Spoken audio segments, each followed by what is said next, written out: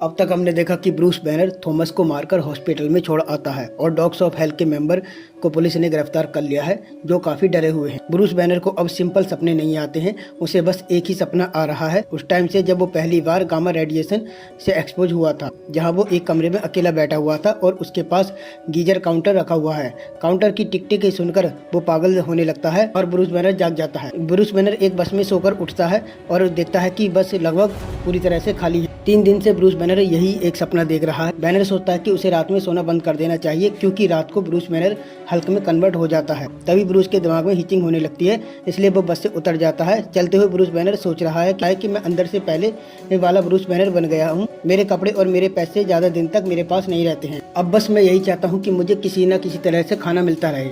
Banner एक restaurant में आकर खाना खाते हुए सोच रहा है कि मैं अपने पुराने थेरेपी से नहीं मिला हूँ। क्या वो जानता है कि मैं जिंदा हूँ, या क्या बेटी जानती है कि मैं जिंदा। अब ब्रूस बैनर गली में लगे बैनर को देखता है जिसमें लिखा है कि हल्क को फिर से देखा गया है। वो देखता है कि एक रिपोर्टर जैकी मैगी ने मेरे बारे में ये लिख रही है। लेकिन तभी ब्रूस बैनर को एक और न्यूज़पेपर दिखाई देता है जिसमें शहर में हो रही हत्याओं के बारे में लिखा गया है। ये भी लिखा गया है कि किसी को डरने की जरूरत नहीं है। अब ब्रूस बैनर एक बार में जाकर इन हत्याओं के बारे में पता लगाने की कोशिश करता है। बैनर को पता लगता है कि लोगों को एक ही तरीके से कोई मार रहा है।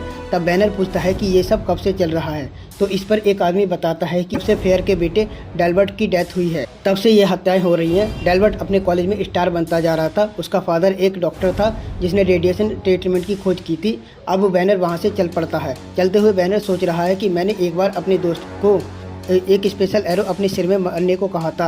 अगर आपको ये नहीं पता है तो मैं आपको बता दूं कि ये सिविल वॉर की एक घटना है जहां पर हॉकाई हल्क को एरो मार देता है। बैनर ये सोच रहा था कि मैं देखना चाहता था कि मैं मर सकता हूं या नहीं। हालांकि मैं फिर से जिंदा हो गया, लेकिन मेरा दिमाग अभी भी स्टेबल नहीं है। चलते हुए ब्रूस बैनर मुर्दा घर में डेल्बर्ट की कब्र पर पहुंच जाता है। बैनर कब्र पर हाथ रखकर देखता है तो उसको पता लगता है कि कब्र के अंदर से गामा रेडिएशन निकल रही है। ब्रूस बैनर ईपीए को फोन लगाकर ये बात बताता है, लेकिन वो लोग बैनर की बात पर यकीन नहीं करते हैं। इसलिए बैनर उनको अपना नाम बताकर बोलता है कि तुम मुझे गुस्सा मत दिलाओ। इसके बाद बैनर को दूर पहाड़ से एक ग्रीन लाइट दिखाई देती है, इसलिए ब्रूस बैनर उस लाइट को ढूंढने के लिए चल पड़ता है और एक गुफा तक पहुंच जाता है। गुफा के अंदर उसे मरे हुए लोगों की लाश में मिलती है और साथ में डेल्बर्ट के फादर डॉक्टर फेयर भी मिलती है। डॉक्टर फेयर से लड़ते हुए बैनर हमें बताता है कि मैं तो मर सकता हूं, लेकिन डॉक्टर फेयर नहीं मर सकते। हल्क में कन्वर्ट होकर ब्रूस बैनर डॉक्टर फेयर को अपने कंट्रोल में कर लेता है और उनसे पूछता है कि मुझे ये बताओ कि ये सब यहाँ पर क्या चल रहा है। अब डॉक्टर फेयर बोलना शुरू करता है कि एक दिन मेरी वाइफ क्लेयर की डेथ हो गई, तब से मैं मरने से डरने लगा था और मेरा बेटा और मैं एक गहरी खाई की तरफ गिरते हुए जा रहे थे। इसलिए मैंने भी तुम्हारी तरह गामा रेज पर रिसर्च करना शुरू कर दिया, जिससे मैंने लोगों का कैंसर ठीक कर पाया और कैंसर ट्रीटमेंट से जो पैसे मिले उनसे मैंने अपना असली काम करना शुरू कर दिया।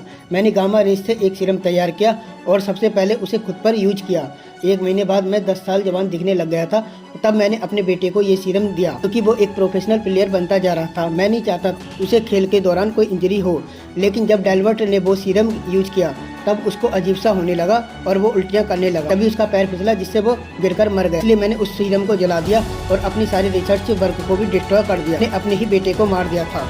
मैं घर में अकेला रहने लग गया, मेरी बॉडी में चेंजेस आने लग गए। अब हल्क बोलता है तब से तुम इस गुफा में रहने लग गए। मैं तुमको बता दूं कि तुम उस टाइम बहुत ज्यादा दर्द से गुजर रहे थे और तुम मरने से भी डरते थे, लेकिन अब तुम खुद एक मौत बन चुके हो। तुम्हारा बेटा भी तुम्हारी तरह ही रेडियो एक्टिव हो चुका है और जो कोई भी उस मुर्दा घर में आता है तो तुम्हारी इस रेडिएशन से एक्सपोज हो जाता है। इसलिए मैंने ईपीए को बता दिया है। डॉक्टर फेयर बोलता है कि मैं मरना नहीं चाहता हूँ, लेकिन हल्क उसकी एक न सुनता है और उसे पत्थरों के पीछे उसी गुफा में सील कर देता है और उसके साथ ही उसके हाथ पैर तोड़ देता है, जिससे वो कभी बाहर न आ सके। इधर इमरजेंसी रेस्पॉन्स टीम डेल्बर्ट की बॉडी को उसकी कब्र से निकाल कर ले जाती है। इश्यू का नाम था वॉकिंग घोस्ट। कहानी जारी रहेगी। वीडियो को लाइक करें और चैनल को सब्सक्राइब करें। Thank you.